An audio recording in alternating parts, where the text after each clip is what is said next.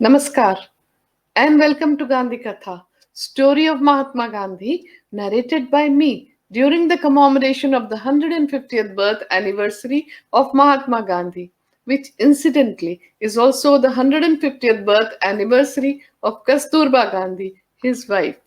I express my deep gratitude to the Embassy of India in Prague, Czech Republic, for hosting the Gandhi Katha to learn from Mahatma Gandhi's philosophy of truth, non-violence, and purity of means, his spirituality, his practices of health and wellness of body, mind, and spirit for coping up and staying safe during the coronavirus COVID 19 pandemic.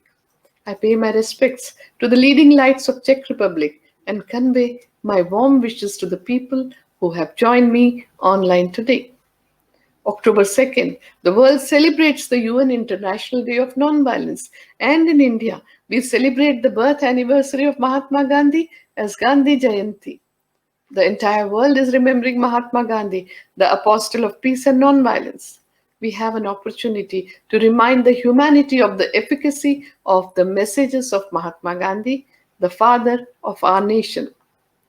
The Velvet Revolution was organized by the Czech Civic Forum and the Slovak public against one of the last Soviet orbit regimes and was a non-violent transition of powers in what was then Czechoslovakia. Velvet Revolution embraced Gandhian ethics of responsibility, commitment to human dignity, as people drew inspiration from Gandhiji's non-violent movement. Former President of Czech Republic, Mr. Václav Havel has upheld the banner of democratic movement and united civic movements throughout his country despite stiff opposition.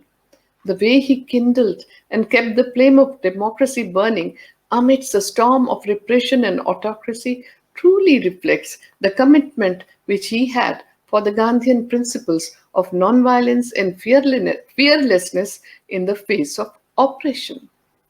In 2003, the Government of India conferred the Gandhi Peace Prize to Mr. Havel for his historic contribution towards peace and human rights. Gandhi Katha is based on the ancient Indian oral tradition of Katha or storytelling with hymns and narrations. I have given talks on Gandhi Katha in 94 countries during the commemoration of the 150th birth anniversary of Gandhiji in the past 2 years. In all the countries, people have great reverence and respect for Mahatma Gandhi. Many have been inspired by him to take up the cudgels against injustice through nonviolence. Others have followed his environmental credo, and still others have been deeply touched by his simple spiritual life. The humanism of the world's thought leaders are so deeply reflected in Mahatma Gandhi's teachings.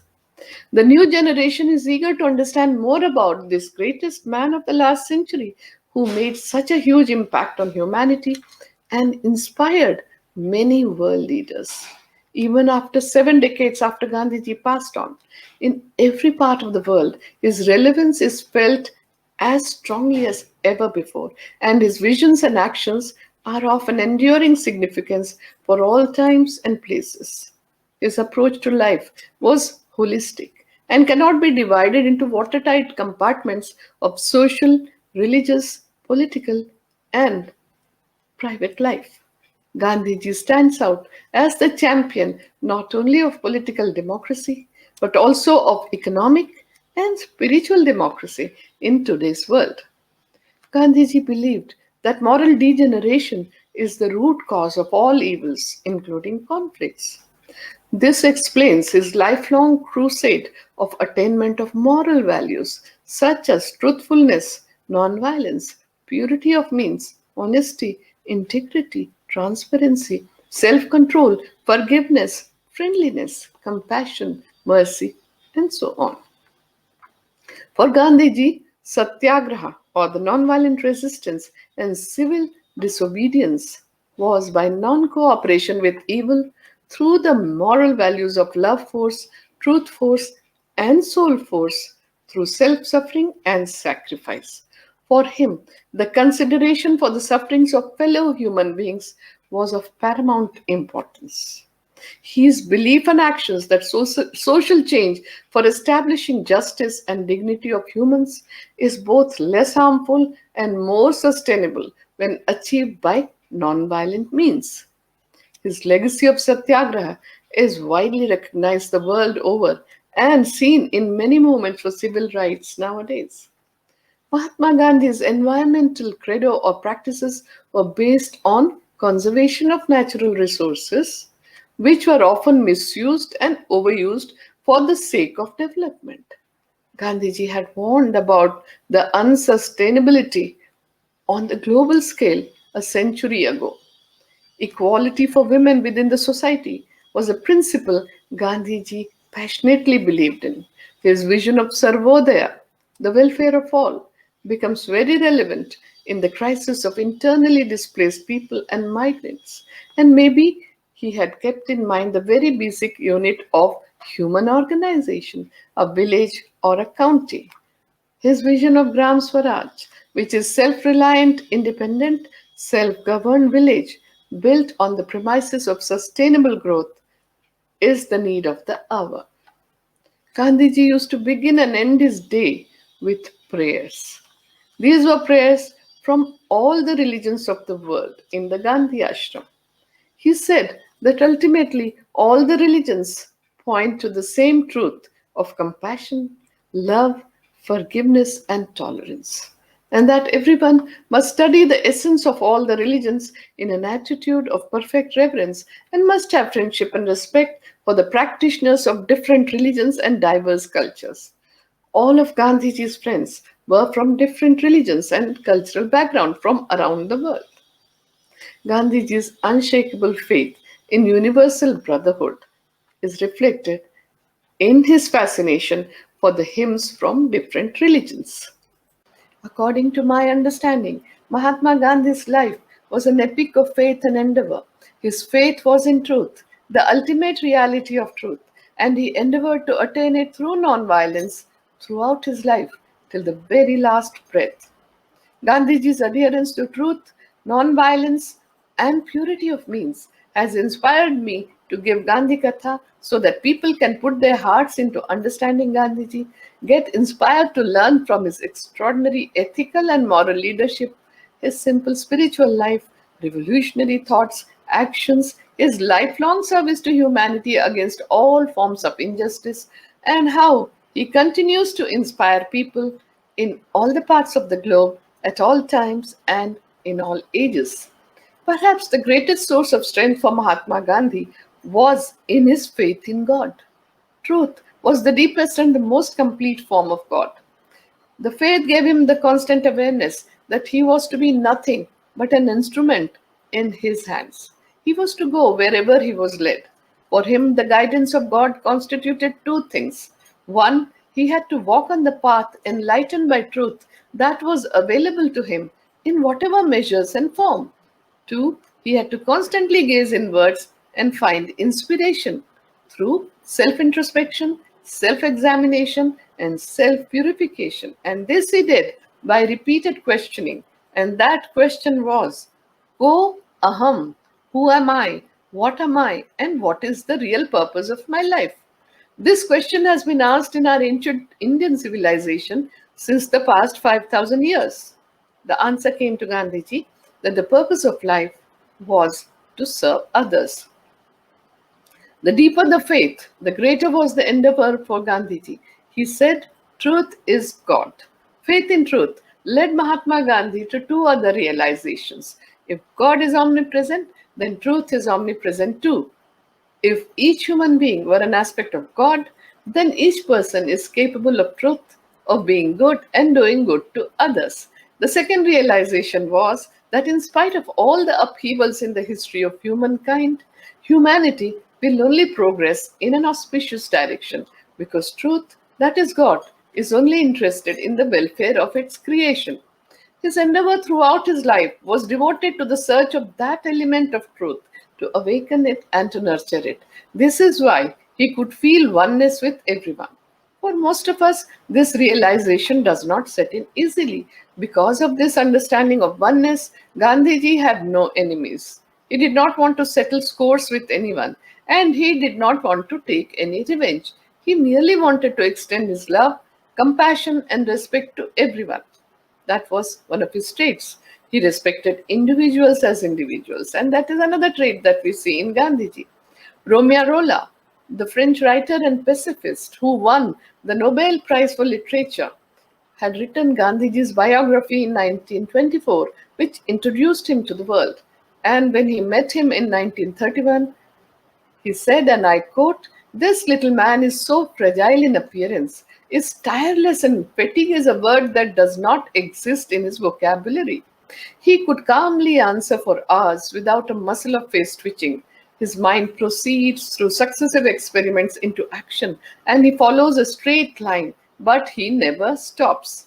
I will play the Gandhi Katha hymn or dhun in Hindi that elaborates on Gandhiji's definition of truth as having harmony between thoughts, words, and deeds. मन वाणी कर्म में सत्य ही तुझो, मन वाणी कर्म में सत्य ही तुझो, जीवन में मंगल के द्वार दे तुझो, जीवन में मंगल के द्वार दे तुझो, ज्ञान कर्म भक्ति का हो सम्यक विधान, ज्ञान कर्म भक्ति का हो सम्यक विधान, सत्य शिव सुंदर का सुमधुर गान, सत्य शिव सुंदर का सुमधुर गान, मन वाणी कर्म में सत्य ही तू बोल, मन वाणी कर्म में सत्य ही तू बोल, जीवन में मंगल के द्वार दे तू बोल, जीवन में मंगल के द्वार दे तू बोल, ज्ञान कर्म भक्ति का हो सम्यक विधान, ज्ञान कर्म भक्ति का हो सम्यक विधान, सत्य शिव सुंदर का सुमधुर गान, सत्य शिव सुंदर का सुमधुर गान। Mahatma Gandhi's philosophy was primarily truth centered.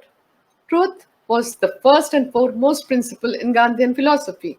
Gandhiji's life was a continuous series of experiments with truth, and that is the name of his autobiography also, which the title is My Experiments with Truth.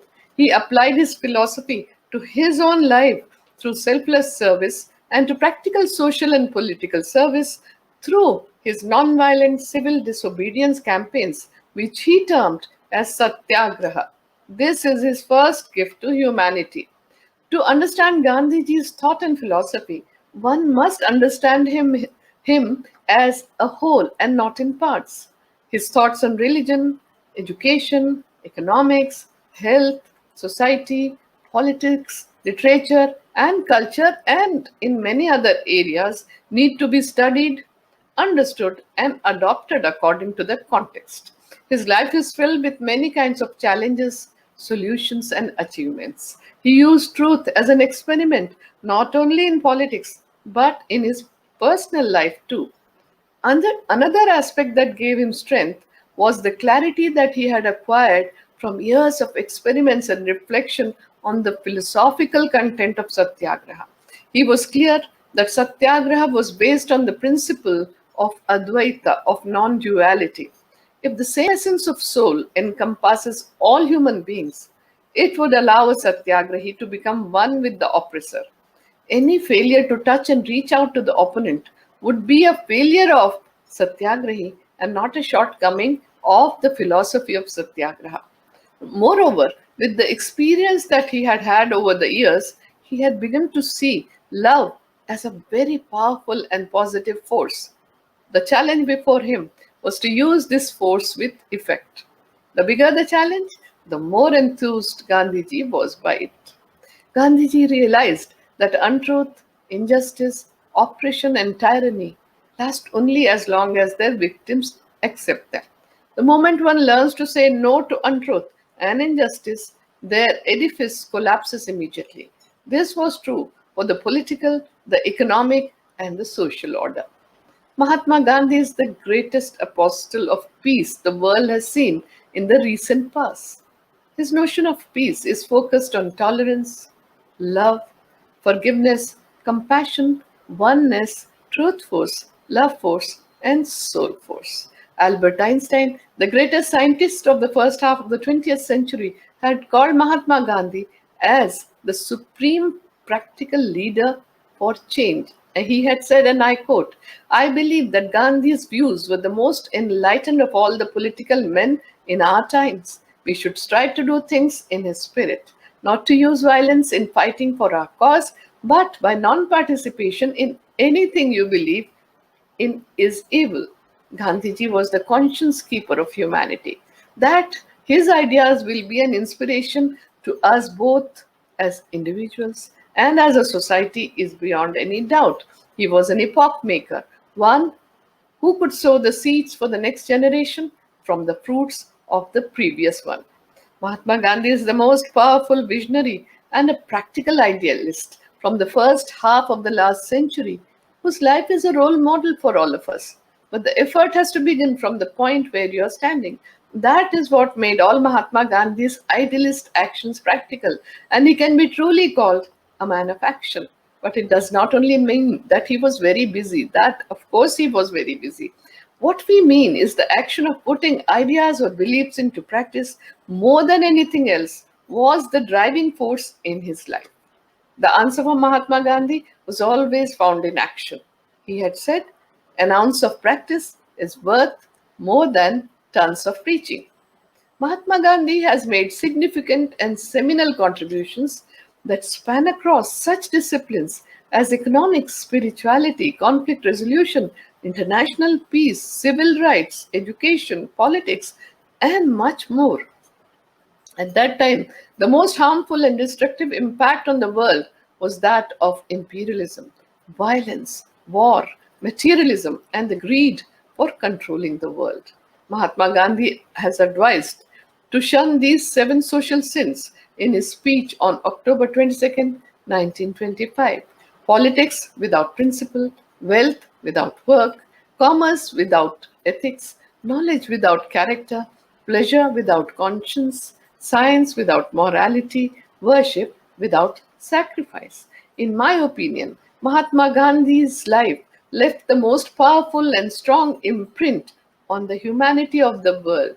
He had said, my life is my message, and that life is so transparent and open that anyone can learn from him. John Haynes Holmes was a pacifist, anti war activist, and the founder of American Civil Liberties Union. He had met Gandhiji and found Gandhiji's presence, those bright eyes shining through his spectacles, his voice so clear and yet so gentle, his whole presence so simple and yet so strong. I believe that he is unquestionably the greatest man living in the world today, he had said. And he said, when I think of Gandhi, I think of Jesus Christ. I will play the Gandhi Katha Dhun in Hindi, the hymn about Gandhi's philosophy of truth, non-violence, purity of means that combined in the form of satyagraha. लागी रे लगन लागी रे लगन सत्य अहिंसा में मन मेरा मगन सत्य अहिंसा में मन मेरा मगन लागी रे लगन लागी रे लगन सत्य अहिंसा में मन मेरा मगन सत्य अहिंसा में मन मेरा मगन अहिंसा से सत्याग्रह सीखा सत्य अहिंसा से सत्याग्रह सीखा सर्व प्रकार के भय का मोचन सर्व प्रकार के भय का मोचन सत्य अहिंसा में मन मेरा मगन लागी लगन लागी लगन सत्य अहिंसा में मन मेरा मगन सत्य अहिंसा में मन मेरा मगन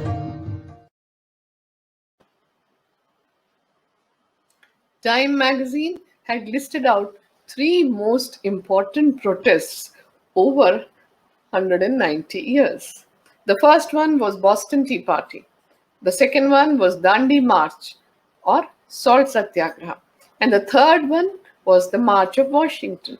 We can see a common thread. The first and second were against the same company, the East India Company. There is a common thread of non-violence in all the three. In 1930, with a pinch of salt, Mahatma Gandhi shook the world.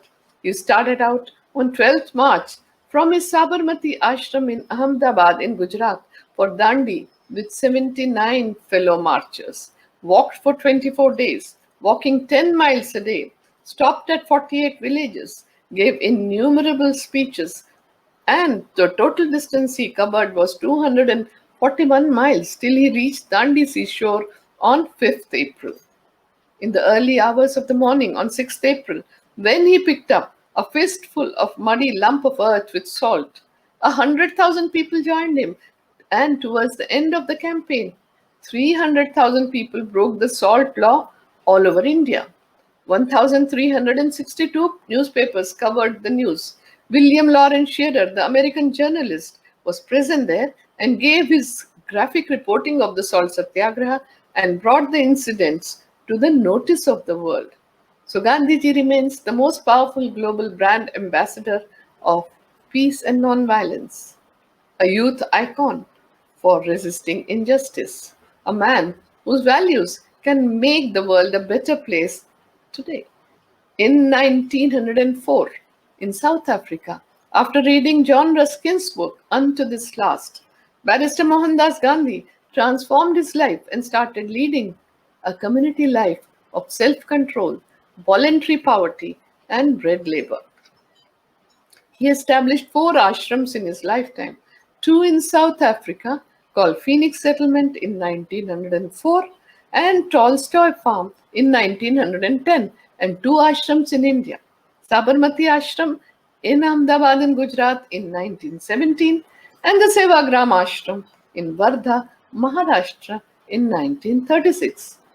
In Sevagram Ashram, Kasturba Gandhi and Mahatma Gandhi lived in poverty like the common villagers of India, and all the ashram community also lived like them. This was his ideal of a non-violent face-to-face society for Sarvodaya, the welfare of all, and carrying out constructive programs, which is his second gift to humanity. Gandhiji's ashrams had a mingling of political and spiritual aims. It was a practical laboratory for transforming ordinary men and women into extraordinary satyagrahis and seekers for offering the highest sacrifice of their lives in the freedom struggle on one hand, and to get involved in constructive programs to serve the poorest of the poor by establishing their self-respect and dignity. I am happy to inform you that I was born in his last ashram, the Sevagram ashram. My father was inspired by Gandhiji since his childhood and joined the non-violent freedom struggle and lived in the Sevagram ashram.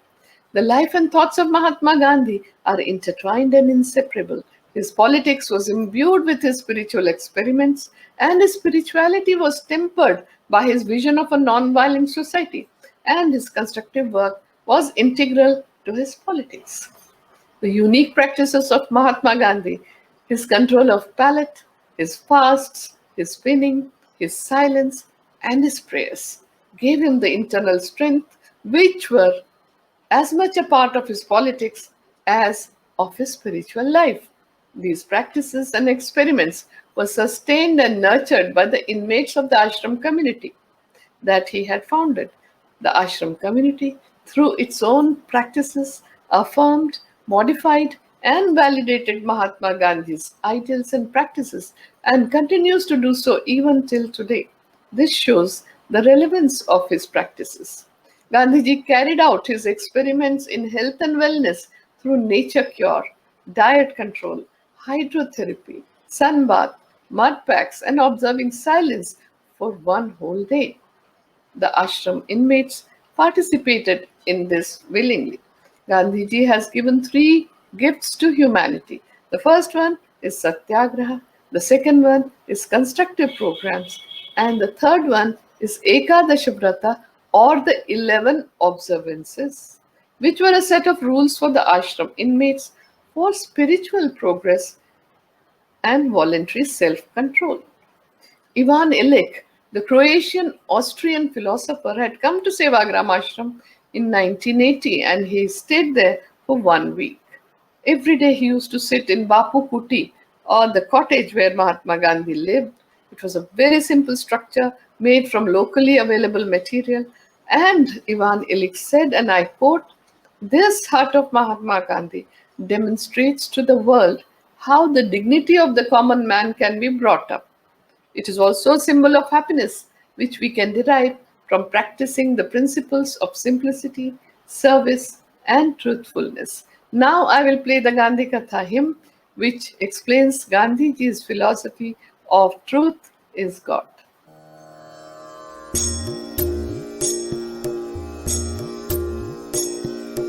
आँखें पवित्र राख सत्य ही तू बोल, आँखें पवित्र राख सत्य ही तू बोल, ईश्वर साक्षात होंगे अंतर टटोल, ईश्वर साक्षात होंगे अंतर टटोल, सत्य ही है परमेश्वर बापू का बोल, सत्य ही है परमेश्वर बापू का बोल, उसी परमेश्वर की नित्य कर तू शोध, उसी परमेश्वर की नित्य कर तू शोध, आँखें पवित्र राख सत्य ही तू बोल, आँखें पवित्र राख सत्य ही तू बोल, ईश्वर साक्षात होंगे अंतर टटोल, ईश्वर साक्षात होंगे अंतर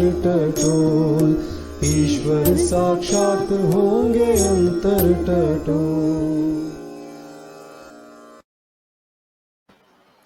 Though Gandhiji's role and contribution to the political arena are well known, what is less known is his contribution towards health and well-being.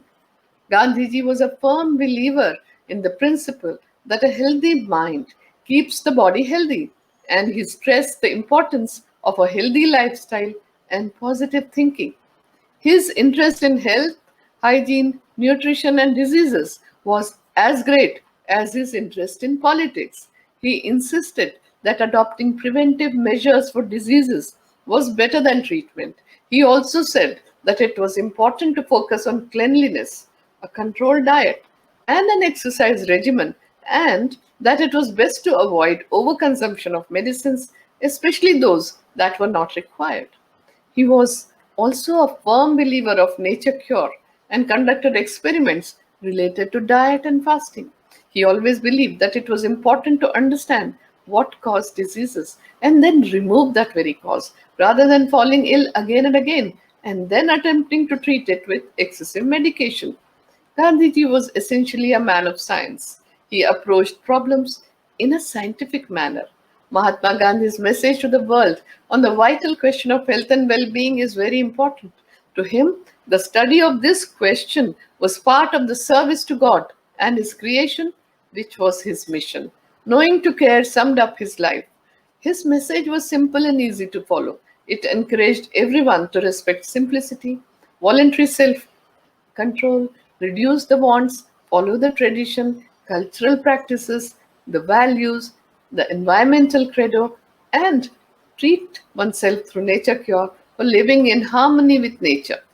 Gandhiji was very interested in health and wellness and remained ever vigilant about his own health as well as of others. He said that our lifestyle should be such that it should not let any disease come anywhere near us, and every person is responsible for looking after his or her body, mind, and spirit impeccably. He advised that in order for keeping physically, mentally, and spiritually healthy, we should have perfect understanding of our bodies, which is made up of the five elements that are found in nature. And that is what has been told by our ancient seers and sages in India. And these five elements are air, water, fire, earth, and space. For the wellness of our bodies, the balance and harmony between all these five elements is necessary. During the COVID-19 pandemic, enveloping ourselves in the rhythms and forms of nature can be transformative and healing. Ayurveda, The ancient healing tradition of India recommends spending time in nature each day. Doing so allows us to experience the wonderment of this existence with all our senses. Nature allows us to shift our attention beyond the domain of our ego and to recognize that we are all inextricably connected to the universe. From the mind body perspective, Mahatma Gandhi's standpoint was that health is an optimal integration of body, mind, soul, and the environment. Environment is our extended body. Yoga and meditation integrate all components of health, and Gandhiji was a strong believer in nature cure, Ayurveda, and practiced Ashtanga yoga as well. His experiments with nature cure were always on himself. He advised his friends and disciples to follow these remedies and treated and cured 30,000 patients through nature cure. Very few people know that as a couple, Gandhiji and Kasturba Gandhi contributed immensely 123 years ago to public health emergencies, working as frontline workers and treating patients in the service of humanity. During the Second Anglo-Boer War from 1899 to 1902 and in the Zulu uprising of 1906 in South Africa, he established the Natal Indian Ambulance Corps along with 300 free Indians and 800 Indian indentured labor and served as stretcher bearer. In the bubonic plague outbreak in Johannesburg in 1904, he and Kasturba Gandhi rushed to help the Indian indentured labor, quarantined the patients in an empty godown after thoroughly cleaning and sanitizing it, and treated some of them through nature cure. Gandhiji and Kasturba Gandhi returned to India in 1915, and in 1918 there was an outbreak of Spanish influenza pandemic. So Gandhiji opened up his Sabarmati ashram as a quarantine center and treated and served patients through nature cure, provided simple vegetarian diet to boost immunity and maintain physical distancing. Both of them took care of the families of the patients, looked after their physical, mental, and spiritual needs, gave them correct information, and helped them in remaining positive through prayers, meditation, chanting of Ramanama, and taking care of each other during the time of the Spanish flu pandemic. Gandhiji had said on 10th November 1918 that our ancestors could build such tough bodies in the past. But today, we are reduced to a state of miserable weakness and are easily infected by noxious germs moving about in the air. There is one and only one really effective way by which we can save ourselves from them, even in our present broken state of health. That way is the way of self restraint and of imposing a limit on our acts, wants, and desires. In August 1942, Gandhiji wrote the book titled Key to Health, in which he wrote that anyone who observes the rules of health mentioned in this book will find that he has got in it a real key to unlock the gates leading him to health. He will not need to knock at the doors of doctors or vaidyas or the traditional health practitioners from day to day. Today, the world is facing three kinds of crises globally. First is the coronavirus COVID 19 pandemic. The second one is the serious and long drawn financial crisis. And the third one is the ecological crisis, which is impacting everyone. We have to look for answers somewhere within ourselves by learning from the life of Mahatma Gandhi, who had said, "My life is my message." The lesson the pandemic is teaching us is simple. When one member of the family falls sick, the entire family is affected, and soon the community is affected, and the nation is affected, and then other communities in other nations in this globalized world. The well being of one individual has an impact on people on the other side of the globe. This is true of every action of ours. What we eat, what we buy, what we think, and what we do has reverberations and repercussions on all life on earth. It is this anubandha, this interconnectedness that sustains all life on earth. We are all in this together as one human family, as brothers and sisters, whether we choose to see it or not. We only have one home, this planet Earth, our Mother Earth. The current COVID-19 pandemic is a wake-up call for every country, big or small, rich or poor, developed or developing. It has opened our eyes to the fragility of the existence of humans. Our ancient sages and seers from India have always looked upon us as Vishwamanava, or the global citizens, and said that the world is one family, Vasudhaiva Kutumbakam. Many lessons are very clear, and some are still unknown, surrounding us in uncertainty. This uncertainty is causing mental stress, anxiety, existential crisis, fear of extinction and death, and the mass psychology of living in depression and grief is pointing out towards this fact in the current pandemic. We are collectively grieving for the loss of our known lifestyle.